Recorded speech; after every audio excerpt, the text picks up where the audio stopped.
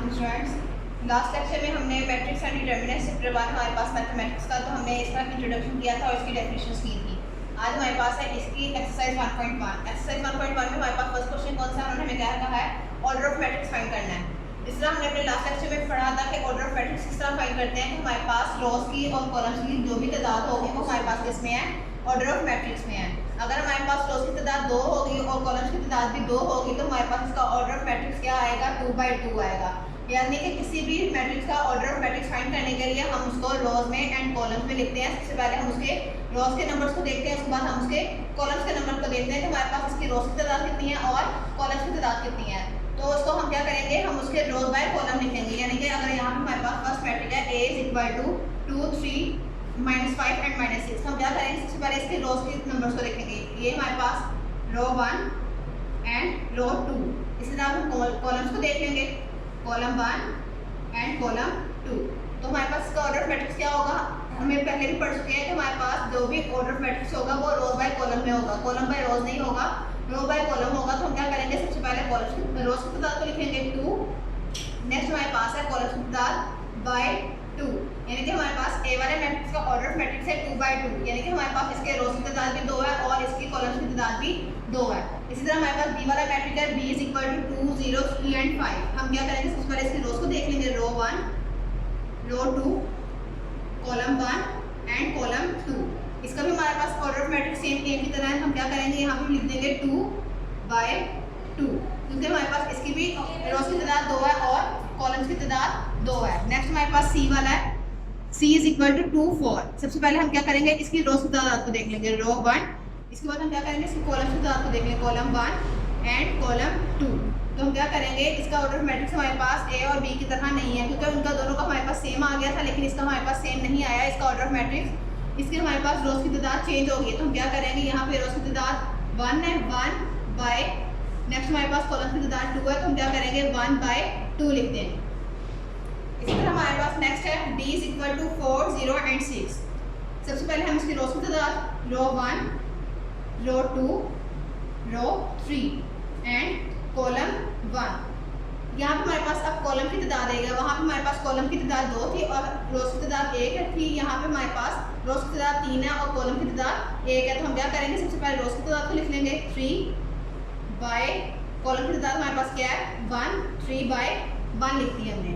इसी तरह हमारे पास एक और मैट्रिक्स है E = A, B, C, D, E, F। तो हम क्या करेंगे, सबसे पहले इसकी रोज रो 1, रो 2, रो 3, इसी तरह columns, column 1 and column 2।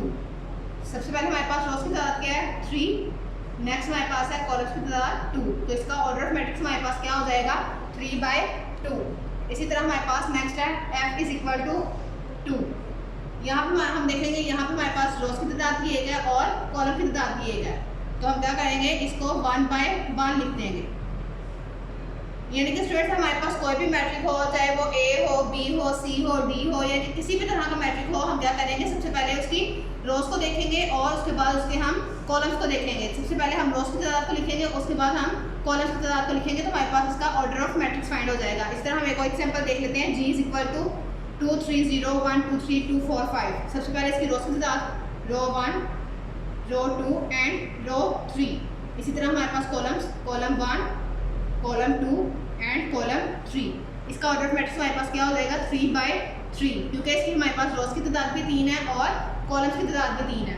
Next हमारे पास लास्ट पार्ट है इसका, H = 2, 3, 4, 1, 0, 6। सबसे पहले इसकी रोज की तादाद रो 1, रो 2, कॉलम 1, कॉलम 2, कॉलम 3, 2/3। यानी कि स्टूडेंट्स हमारे पास कोई भी मैट्रिक्स हो जो हमारे पास रोज की और कॉलम्स की अरेंजमेंट में हो, वो हमारे पास ऑर्डर ऑफ मैट्रिक्स होंगे। हमारे पास हम क्या करेंगे, सबसे पहले उसकी रोज की तादाद और उसके बाद उसकी कॉलम्स की तादाद को देखेंगे। हमारे पास कोई भी ऐसी अरेंजमेंट जो रोज में एंड कॉलम्स में हमारे पास मौजूद हो, वो हमारे पास क्या होता है, ऑर्डर ऑफ मैट्रिक्स। ये हमारे पास क्वेश्चन नंबर 1 था जो हमारे पास था ऑर्डर ऑफ मैट्रिक्स। नेक्स्ट हमारे पास है इक्वल मैट्रिक्स। नेक्स्ट हमारे पास क्वेश्चन है इक्वल मैट्रिक्स। इक्वल मैट्रिक्स कौन से होते हैं, हमने फर्स्ट लेक्चर में पढ़ा था कि जिसके हमारे पास रोज की एंड कॉलम्स की तादाद आपस में बराबर हो और उसके कोरस्पॉन्डिंग एंट्रीज, यानी कोरस्पॉन्डिंग एंट्रीज जो हमारे पास इसकी एंट्रीज होती है वो बिल तरतीब हो। फॉर एग्जांपल यहाँ पर हमारे पास एक मैट्रिक है A is equal to 3,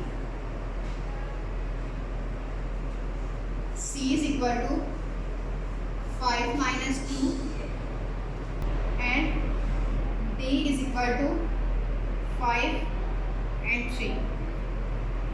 हमने अपने फर्स्ट लेक्चर में पढ़ा था कि हमारे पास इसकी टू कंडीशंस होती हैं इक्वल मैट्रिक्स की।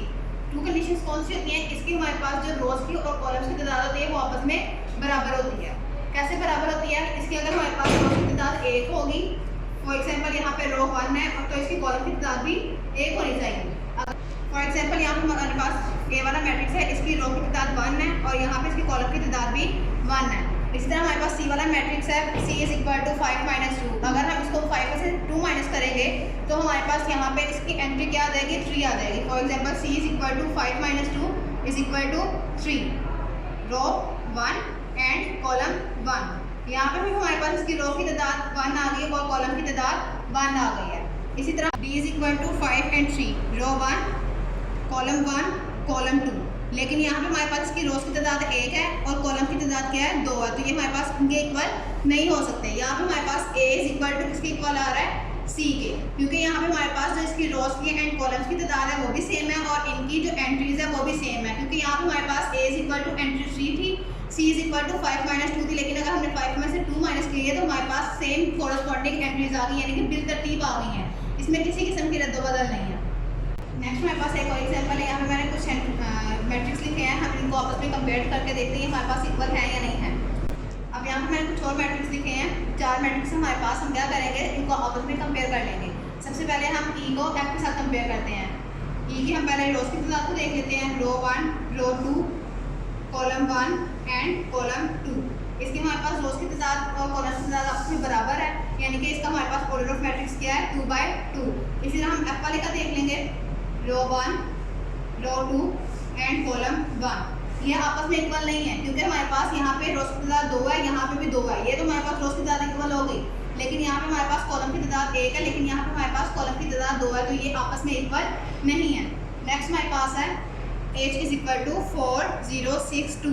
सबसे पहले हम इसका ऑर्डर ऑफ मैट्रिक्स फाइंड कर लेंगे, row 1 row 2 column 1 and column 2।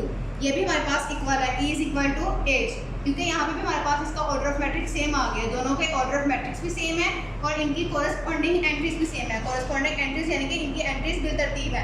यहाँ पे अगर हमारे पास 4 है तो वहाँ पे भी 4 है, यहाँ पे अगर हमारे पास 0 है तो वहाँ पर भी 0 है, यहाँ पर हमारे पास 6 है तो H वाले में भी हमारे पास थर्ड पे 6 है और लास्ट वाली एंट्री हमारे पास 2 है तो वहाँ पर भी 2 है।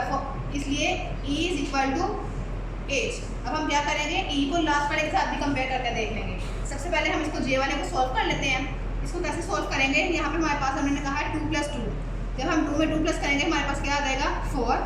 2 में 4 प्लस करेंगे 6। 2 में से 2 माइनस करें, प्लस माइनस आपस में कैंसिल हो जाते हैं, तो उसकी जगह क्या आ जाएगा? 0। और 2 में 0 प्लस करेंगे तो हमारे पास एज इट इज 2 वैसे का वैसे ही आ जाएगा। अब हम क्या करेंगे? इसका ऑर्डर ऑफ मैट्रिक्स फाइंड कर लेंगे, row 1 row 2 column 1 and column 2। इसका भी ऑर्डर ऑफ मैट्रिक्स E और H की तरह हमारे पास सेम है। इस रोज की तादाद भी 2 है और कॉलम्स की तादाद भी 2 है, तो हम क्या करेंगे? इसकी एंट्रीज को कंपेयर कर लेते हैं E और H के साथ। सबसे पहले E में हमारे पास है 4 0 रो 1 में है और 6 2 रो 2 में है।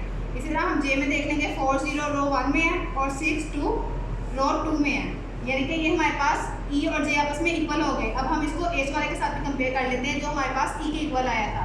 H वाले में हमारे पास क्या थी? रो 1 में था हमारे पास 4 0। इसी तरह हमारे पास J वाले में है रो 1 में 4 0। यहाँ पे हमारे पास रो 2 में था 6 2, यहाँ पे भी हमारे पास रो 2 में है 6 2। So prove that E is equal to H is equal to J, यानी कि E H और J तीनों हमारे पास सेम है, ये हमारे पास इक्वल एंट्रीज हैं। बाद हमारे पास है क्वेश्चन नंबर 3। इसमें हमने क्या करना है? हमने इनकी वैल्यूज फाइंड करनी है, A की, B की, C की एंड D की। यहाँ पे हमारे पास फर्स्ट एंट्री है A + C is equal to, इसके कॉरस्पॉन्डिंग हमारे पास क्या है? 0। कॉरस्पॉन्डिंग क्या होता है? यानी कि बिल तरतीब A + C। यहाँ पे हमारे पास फर्स्ट एंट्री, यहाँ पे हमारे पास 0 फर्स्ट एंट्री है, तो ये हमारे पास क्या हो गया? एक दूसरे के बिल तरतीब हो गए हैं, तो ये हमारे पास फर्स्ट इक्वेशन बन गई है। सेकंड हमारे पास है A + 2B is equal to, इसकी कॉरस्पॉन्डिंग हमारे पास -7 था, ये second equation. C - 1 is equal to 3, ये हमारे पास थर्ड इक्वेशन। नेक्स्ट लास्ट हमारे पास है 4D - 6 is equal to 2D, ये हमारे पास फोर्थ इक्वेशन बन गई है। यहाँ पे हमारे पास है first equation a plus C is equal to 0, लेकिन जब तक हमारे पास c की वैल्यू नहीं होगी हम a की वैल्यू फाइंड नहीं कर सकते। तो हम क्या करेंगे, c की वैल्यू फाइंड करने के लिए हम क्या करेंगे, सबसे पहले c वाली इक्वेशन को सोल्व करेंगे, जो कि हमारे पास है c minus 1 is equal to 3। यहाँ पे हमारे पास c एज इट इज़ वैसे का वैसा रहेगा क्योंकि हमने c की वैल्यू फाइंड करनी है। यहाँ पे 3 भी एज इट इज़, लेकिन यहाँ पे हमारे पास -1 है। लेकिन अगर हम किसी भी अमाउंट को इक्वल की दूसरी साइड पे लेके जाते हैं तो वहाँ पे हमारे पास अगर नेगेटिव का साइन होगा तो पॉजिटिव में हो जाएगा, अगर पॉजिटिव का होगा तो नेगेटिव में हो जाएगा। c इज इक्वल टू 3 में 1 प्लस किए 4, ये हमारे पास c की वैल्यू आ गई है। नेक्स्ट हमारे पास है, अब हम क्या करेंगे, a की वैल्यू फाइंड करेंगे। a plus C is equal to 0, a as it is वैसे का वैसे रहेगा क्योंकि हमने a की वैल्यू फाइंड करनी है, प्लस c की वैल्यू हमारे पास क्या है 4 इज इक्वल टू 0। यहाँ पे हमने a को इधर ही रख देंगे क्योंकि हमने a की वैल्यू फाइंड करनी है, और जो हमारे पास कांस्टेंट अमाउंट है हम उसको इक्वल की दूसरी साइड पे ले जाएंगे। अब यहाँ पे हमारे पास पॉजिटिव का 4 है, मैंने आपको पहले भी बताया कि जहाँ पे अगर हम इक्वल की दूसरी साइड पे किसी अमाउंट को लेके जाते हैं तो जहाँ पे पॉजिटिव का साइन होगा वहाँ पे नेगेटिव का हो जाएगा, जहाँ पे नेगेटिव का होगा वहाँ पे पॉजिटिव का हो जाएगा। अब यहाँ पे हमारे पास पॉजिटिव का है तो जब हम इसको इक्वल की दूसरी साइड पे लेके जाएंगे तो ये हमारे पास किस में हो जाएगा, नेगेटिव में। a इज इक्वल टू -4, हमारे पास c की भी वैल्यू निकल आई है और a की भी निकल आई है। नेक्स्ट हमारे पास है b, a plus 2b, a plus 2b is equal to -7। अब हमारे पास a की वैल्यू तो निकल आई है, a की वैल्यू हमारे पास क्या है -4 plus 2b as it is वैसे का वैसा ही रहेगा क्योंकि अगर हम 2 को उस साइड पे लेके जाएंगे तो हमारा क्वेश्चन रॉन्ग हो जाएगा। तो हम क्या करेंगे, सबसे पहले जो कांस्टेंट अमाउंट है उनको सोल्व कर लेंगे। 2b एज इट इज़ वैसे का वैसा इधर रहेगा, -7 भी सेम। यहाँ पे हमारे पास नेगेटिव का 4 है, अब हम नेगेटिव के 4 को जब इक्वल की दूसरी साइड पे लेके जाएंगे तो हमारे पास किस में हो जाएगा, पॉजिटिव में। -7 plus 4, 2b as it is वैसे का वैसे ही, प्लस माइनस माइनस, लेकिन हमारे पास बड़ी अमाउंट के साथ कौन सा साइन है, माइनस का। जैसे कि मैंने आप लोगों को पहले भी बताया कि अगर हमारे पास कोई भी ऐसी अमाउंट हो जो आपस में ऐड और सब्ट्रैक्ट हो रही हो तो हम क्या करेंगे, जो हमारे पास बड़ी अमाउंट के साथ साइन होगा हम हमेशा वो वाला साइन लिखेंगे। फॉर एग्जांपल यहाँ पे हमारे पास बड़ी अमाउंट के साथ अगर प्लस का साइन होता तो यहाँ पे हम पॉजिटिव का साइन लगाते हैं, लेकिन यहाँ पे हमारे पास नेगेटिव का तो हम क्या करेंगे, यहाँ पे नेगेटिव का साइन लगाएंगे। 7 में से 4 माइनस किए हमारे पास क्या आ जाएगा, 3 माइनस और plus, plus minus minus, sign बड़ी अमाउंट का, 7 में से 4 माइनस किए हमारे पास क्या आ गया, 3। अब हमने क्या करना है, हमने सिर्फ b की वैल्यू फाइंड करनी है, हमने 2b की वैल्यू नहीं फाइंड करनी। हम क्या करेंगे, b को यहीं पे रहने देंगे। 2 यहाँ पे हमारे पास मल्टीप्लाई हो रहा है, जब इक्वल की दूसरी साइड पे जाएगा तो क्या हो जाएगा, डिवाइड हो जाएगा। जब हम इसको आपस में डिवाइड करेंगे तो हमारे पास -1.5 b की वैल्यू आ जाएगी। जिस तरह हमने a, b एंड c की वैल्यू फाइंड किया है, इसी तरह हम d की वैल्यू फाइंड करेंगे। d की वैल्यू फाइंड करने के लिए हमारे पास इक्वेशन है 4d - 6 is equal to 2d। अब हम क्या करेंगे, जो हमारे पास d वाली वैल्यूज है उनको एक साइड पे ले आएंगे, जो हमारे पास कांस्टेंट है हम उसको एक साइड पे कर लेंगे। यहाँ पे हमारे पास 4d वैसे का वैसे ही रहेगा, यहाँ पे हमारे पास पॉजिटिव में 2d था, तो हम क्या करेंगे, जब इसको इक्वल की दूसरी साइड पे लेके आएंगे तो किसमें हो जाएगा, नेगेटिव में। -2d is equal to constant amount हमारे पास यहाँ पे नेगेटिव में थी, जब इसको इक्वल की दूसरी साइड पे लेके जाएंगे किसमें हो जाएगा, पॉजिटिव में। 4d में से 2d माइनस करेंगे हमारे पास 2d आ जाएगा, लेकिन हमारे पास यहाँ पे बड़ी अमाउंट के साथ कौन सा साइन है, पॉजिटिव का। पॉजिटिव का साइन हमारे पास किस तरह आ रहा है, क्योंकि अगर हम किसी भी चीज़ को ऐड या सब्ट्रैक्ट करेंगे तो हमारे पास कौन सा बड़ी अमाउंट के साथ साइन होगा वो वाला आएगा, लेकिन अगर हम इन दोनों को आपस में मल्टीप्लाई करेंगे तो हमारे पास प्लस माइनस माइनस हो रहा है तो यहाँ पे माइनस आएगा, लेकिन हम इनको क्या कर रहे हैं, ऐड और सब्ट्रैक्ट कर रहे हैं। तो यहाँ पे हमारे पास कौन सा साइन आएगा, हमारे पास बड़ी अमाउंट का साइन आएगा, 2d इज इक्वल टू 6। अब हमने क्या करना है, सिर्फ d की वैल्यू फाइंड करनी है। d की वैल्यू फाइंड करने के लिए हम क्या करेंगे, d को इधर ही रहने देंगे। 2 यहाँ पे हमारे पास मल्टीप्लाई हो रहा है, इक्वल की दूसरी साइड पे तक क्या हो जाएगा, डिवाइड हो जाएगा। 2 1 2, 2 3 6, d इज इक्वल टू 3 इसका आंसर आ गया। a का आंसर हमारे पास -4 आया, b का -1.5, c is equal to 4 and d is equal to 3।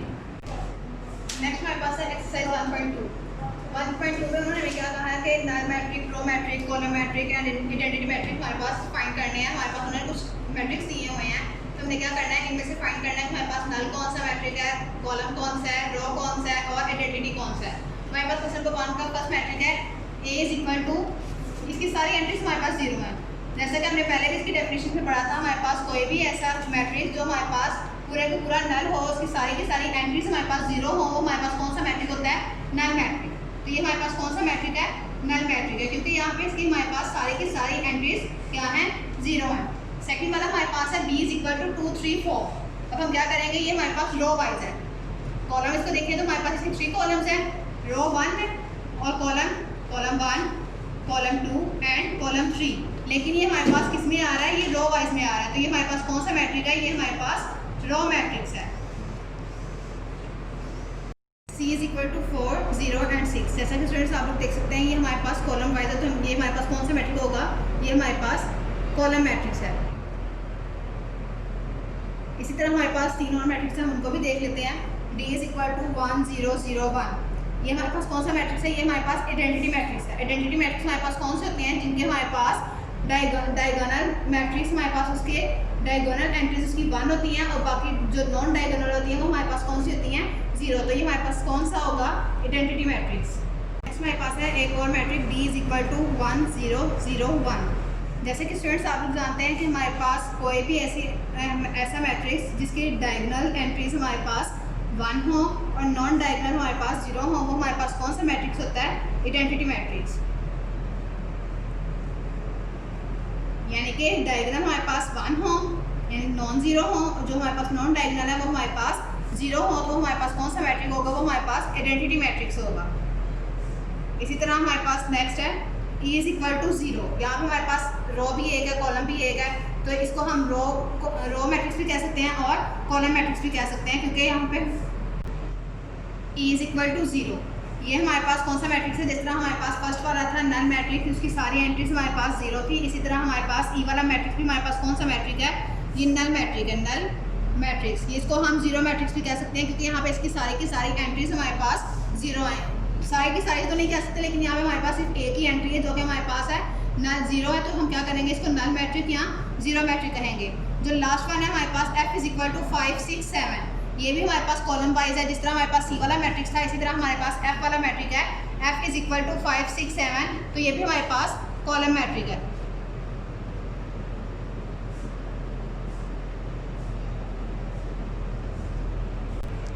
Last हमारे पास है F is equal to 5, 6 and 7। जिस तरह हमारे पास C वाला मैट्रिक्स था, कॉलम मैट्रिक्स था, इसी तरह हमारे पास F वाला मैट्रिक्स भी कॉलम मैट्रिक्स है, क्योंकि ये हमारे पास कॉलम वाइज है, तो ये हमारे पास कौन सा मैट्रिक्स होगा, कॉलम मैट्रिक्स।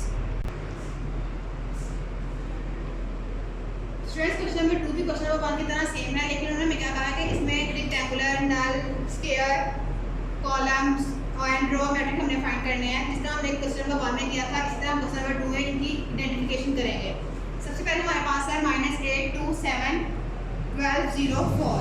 तो हम क्या करेंगे, हम इनकी सबसे पहले रोज की एंड कॉलम्स की तादाद को देख लेंगे। Row 1, row 2, column 1, column 2 and column 3। जैसे कि स्टूडेंट्स आप लोग देख सकते हैं इनकी रोज की तादाद 2 है और कॉलम की तादाद 3 है। तो ये हमारे पास ऐसे मैट्रिक्स जिनके रोज की तादाद और कॉलम की तादाद आपस में बराबर ना हो, तो वो कौन से होते हैं, रेक्टेंगुलर मैट्रिक्स। कौन से मैट्रिक्स होते हैं, रेक्टेंगुलर मैट्रिक्स। नेक्स्ट हमारे पास है 3, 0, 1। क्वेश्चन नंबर 1 में भी हमारे पास ऐसे 2 मैट्रिक्स आए थे जो हमारे पास इस तरह की शेप में थे, तो ये हमारे पास कौन से हो गए हैं, कॉलम मैट्रिक्स। ये हमारे पास कॉलम वाइज है, तो ये कौन से होंगे, ये कॉलम मैट्रिक्स हैं। थर्ड हमारे पास है 6, -4, 3 एंड -2। सबसे पहले हम इसकी रोज की एंड कॉलम्स की तादाद को देख लेते हैं। रो 1, रो 2, कॉलम 1, कॉलम 2। इसकी रोज की तादाद भी सेम है और कॉलम्स की तादाद भी सेम है, तो ये हमारे पास कौन सा मैट्रिक हो जाएगा, ये हमारे पास स्क्वायर मैट्रिक हो जाएगा। थर्ड वाला हमारे पास कौन सा है, हमारे पास स्क्वायर मैट्रिक्स है, क्योंकि इसकी रोज की एंड कॉलम्स की तादाद आपस में सेम है। फोर्थ हमारे पास है 1, 0, 0, 1। जिस तरह हमने क्वेश्चन नंबर 1 में किया था, हमारे पास फर्स्ट जो मैट्रिक्स था वो सेम था, तो उसके हमारे पास जो डायगोनल एंट्रीज थी वो सेम थी, यानी कि 1 थी, और जो नॉन डायगोनल थी वो हमारे पास कौन सी थी, वो 0 थी। तो वो हमारे पास कौन सा मैट्रिक्स था, वो हमारे पास आइडेंटिटी मैट्रिक्स था। तो यहाँ पे भी हमारे पास कौन सा मैट्रिक होगा, आइडेंटिटी मैट्रिक्स। फोर्थ हमारे पास है, जिस तरह हमारे पास फर्स्ट वाला मैट्रिक्स है, इसी तरह हमारे पास 5 वाला मैट्रिक है, 1, 3, 5, 2, 4, 6। सबसे पहले इसकी रोज की तादाद को एंड कॉलम्स की तादाद को देख लेते हैं। रोज की तादाद 3 है, जबकि हमारे पास कॉलम्स की तादाद 2 है, तो ये हमारे पास कौन सा मैट्रिक होगा, ये भी हमारे पास मैट्रिक्स 1 की तरह रेक्टेंगुलर मैट्रिक होगा। 6 वाला हमारे पास है 3, 0, -1। ये हमारे पास रो वाइज है, तो ये हमारे पास कौन सा मैट्रिक होगा, रो मैट्रिक, क्योंकि यहाँ पे सिर्फ ओनली 1 रो है। 7 वाला हमारे पास 1, 0, 0। ये भी हमारे पास कौन सी टाइप में है, ये हमारे पास कॉलम टाइप में है, तो ये हमारे पास कौन सा मैट्रिक होगा, कॉलम का। Column matrix. जो हमारे पास लास्ट वाला मैट्रिक है उसकी सारी की सारी एंट्रीज हमारे पास कौन सी हैं, वो हमारे पास 0 है। तो ये हमारे पास कौन सा होगा, जिस तरह हमारे पास क्वेश्चन नंबर 1 में था, इसी तरह यह जिसकी सारी एंट्रीज हमारे पास 0 थी, वो हमारे पास कौन सा होता है, नल एंड 0 मैट्रिक्स। इसको हम नल भी कह सकते हैं और 0 भी कह सकते हैं। जिस तरह हमारे पास क्वेश्चन नंबर 1 है, क्वेश्चन नंबर 2 है, इसमें हमने रेक्टेंगुलर कॉलम्स किया, identity and null and 0 matrices find किए हैं। इसी तरह हमारे पास as it is question number 3 है, उसमें भी हमने यही कुछ फाइंड करना है। उसमें हमारे पास क्या क्या है, उसमें हमने डायगोनल एंड स्केलर आइडेंटिटी, उसमें न्यू आएंगे डायगोनल। मैंने जैसे कि आप लोगों को पहले भी बता दी, जो हमारे पास एंट्रीज सेम होती हैं, डायगोनल 1 होता है, जिसका डायगोनल हमारे पास 1 होता है, ऊपर वाली एंट्रीज में भी और नीचे वाली एंट्रीज में भी, वो हमारे पास कौन से होते हैं, डायगोनल मैट्रिक्स। क्वेश्चन नंबर 3 में एक आपके पास न्यू आएगा डायगोनल मैट्रिक्स और एक स्केलर मैट्रिक्स। स्केलर मैट्रिक्स कौन से होते हैं, जिसकी हमारे पास एंट्रीज नॉन जीरो भी हों, डायगोनल एंट्रीज नॉन जीरो हों और सेम हों, और बाकी जो नॉन डायगोनल वो हमारे पास 0 हों, वो हमारे पास कौन से मैट्रिक्स होते हैं, वो हमारे पास स्केलर मैट्रिक्स होते हैं।